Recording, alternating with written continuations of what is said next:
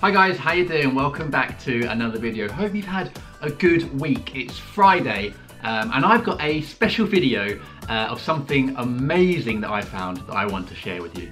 Sorry about the mess behind me. This is my bedroom that I share with my fiance. She's the messy one. That's her side of the bed, whereas that's my side of the bed. Spotless. Now I'm sure there are lots of you in my subscribers who want to be a professional footballer, or maybe a few of you that are a bit older and wanted to be a professional footballer and that opportunity has gone. Well, I share your pain. I very much wanted to be a professional footballer when I was younger, but as you can see from some of my videos shared from the Next Level Football League with AFC Colossal, I wasn't really good enough. But I just wasn't like actually good enough. You have to be really, really good to make it as a professional as a kid. My claim to fame is I once played alongside former Crystal Palace midfielder Phil Barber for Whiteleaf Reserves when I was about 18 and he was about 40 for 45 minutes against Kingstonian. I actually didn't play that badly. So when I found this video by a chap called David Rowley with insight into playing professional football in Thailand, I was instantly hooked. But what I got instead was probably the funniest football video I've ever seen on the internet. First of all, I just want to point out that David Rowley seems like a very nice guy, and judging by his other videos on his channel, a very good footballer as well, currently playing in Germany, I believe. This is intended in no way to be any insulting or anything personal about David, but I just had to share the video with you because it's so funny from start to finish. It's 6 AM in the morning, been up all night because of jet lag. What a start to the video. Here he is, David, the main man. He looks like a 70s TV detective who then did porn. Just went for a swim, the sun is rising. This might be the greatest start to a video ever because already we're hooked because of David's look and the location, but then he starts telling us completely random things that have nothing to do with anything. There's a temple over there, the monks are praying. How do we know they're praying, David? They could be doing anything in there. They might not even be in there. There might be no monks. It might be empty. Stop making assumptions you don't know. And there's something about, there's a temple over there, that just, first time I watched it, I was in absolute stitches. And for the last week, I've just been saying to myself, there's a temple over there, whenever I've got a spare minute. There's a temple over there. There's a temple over there. Amazing. Also, I love how he just told us there's a temple over there, but hasn't shown us. Like, I could do this now and just tell you guys there's anything over there. There's a temple over there. There's a circus over there. There's Pele over there. I mean, what's actually over there is just my wall. Already, I'm getting strong Australian Alan Partridge themes, which I'm very, very much on board with. Welcome to Chumpon. Thanks, David. I'm hooked already. Sawadee Cup and welcome to southern Thailand. How has he managed to look even funnier than the first clip? That's fantastic. This is classic comedy. He's ramping it up with every shot. I'm so involved in this video emotionally. He looks like a sort of 70s Australian TV kids presenter who's about to present the wackiest kids TV show you've ever seen. When I was playing here, he's done it again. How has he done this? He's managed to make his third piece to camera even funnier than the first two. Is this his moped? Has he stolen this moped? Where's it from? The outfit has changed again. It's like the Eurovision Song Contest. He's got a different outfit on every time. And that pose, just sitting casually on a moped in Thailand. It's what we do, guys. It's what happens here in Thailand. David, I'm so involved in this video. when I was playing here, I had a scooter. Sorry, scooter, not a moped. Sorry. And that's how I got around everywhere. This one, I'm renting, it costs 200 baht a day, which is around €5. But back then, I bought one, it cost 500 euros, and then after, when I was leaving, I sold it. Okay, so he's managed to make what should have been quite a short bit of information there, go on a bit too long, and also incredibly boring, which I think might set the tone for the video. But I'm loving the outfit, I'm loving the moped, sorry, scooter, so let's crack on. Today we're going to the sports university to show you where we used to train. And it's 5 kilometers from the city. So let's do it. What he needed there was to slowly put on a helmet and then some goggles and then do something like to the camera. That was a missed opportunity. Who's filming him by the side of the road? So we just made a pit stop and we are going to a famous local chicken shop. David, you might want to help that guy in the background. It looks like he's broken down. So maybe just put aside the food for a little bit and give that guy help, maybe. Okay, so I forgot a lot of my Thai, but I still managed to order. The waitress made a little chicken movement.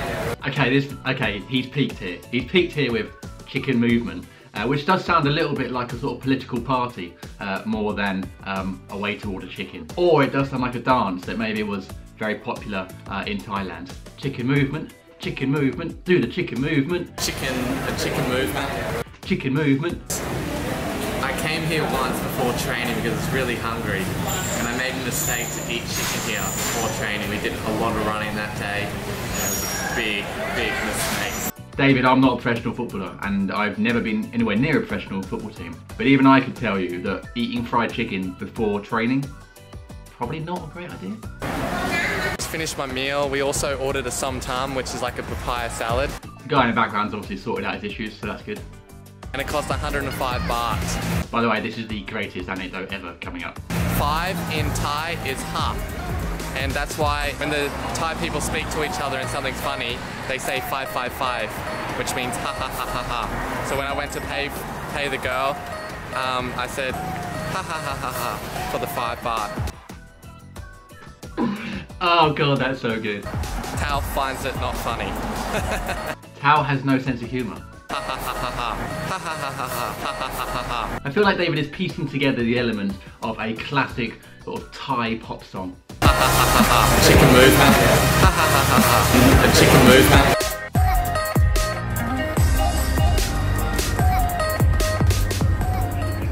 We're at the University Sports Stadium and it's outside the city. Football training in Thailand normally starts with circle ball. So 2 people in the middle.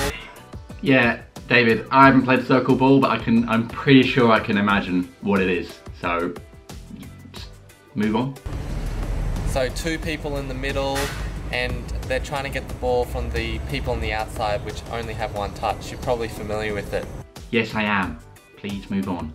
In Thailand, however, they call it monkey. Oh God, where's this going? Because if the ball goes through your legs, you have to roll over like a monkey. Oh, phew.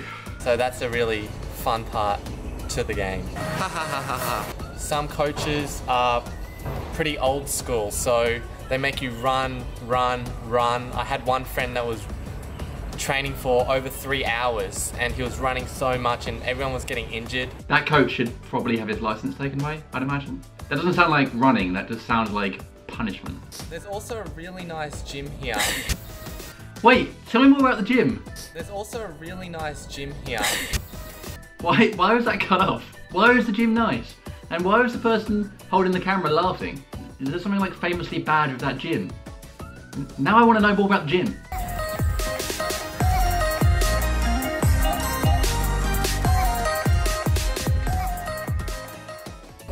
Oh, so we got 2 pictures of the gym. Didn't really look like a gym, just looked like a hallway. Wouldn't say it was that good. Now I understand why she laughed. Alright, let's head back to the city. That's the end of the video. What happens in the city? I mean, to be honest, if this was a sitcom or a soap, he's left me on a big hook. So, that is a cliffhanger. I now need to know what happens in the city. And he hasn't given me any more information. Apart from the fact this video is called Playing Professional Football in Thailand Part 1. So there's got to be a Part 2. Thankfully, a few days later, David released Part 2. Welcome to the stadium of Chumpon FC. So David introduced us to the stadium, which obviously we've seen a bit more, and looked at the pitch, and the pitch, as you can imagine, is pretty terrible.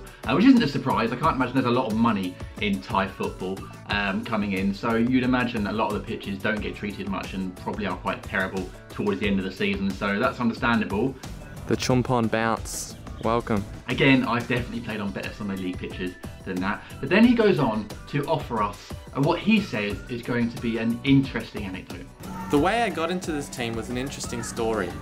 I had a friend from Australia that was playing in Bangkok and he told me to come here and trial. I got in contact with his agent and she told me to come to Chumpon, which is where she grew up. After one day of training with this team, I signed. That's not an interesting story, David.